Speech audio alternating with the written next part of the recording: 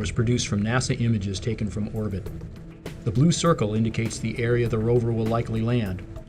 The arcing hills in the center, about 1,600 feet high and are the rim of Jezero Crater.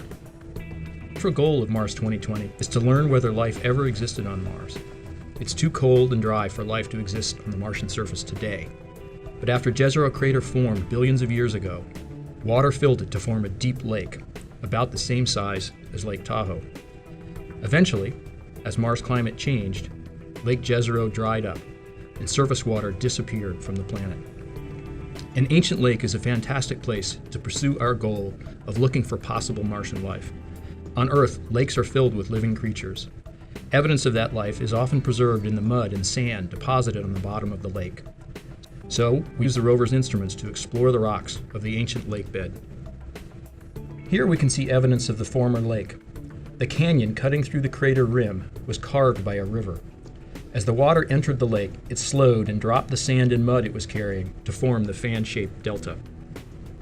The white line is a path the rover might follow in its first 2 years, called the prime mission. During this period, we use the rover science instruments to analyze the lake sediments. After we explore the delta, we hope to investigate the shoreline of the former lake.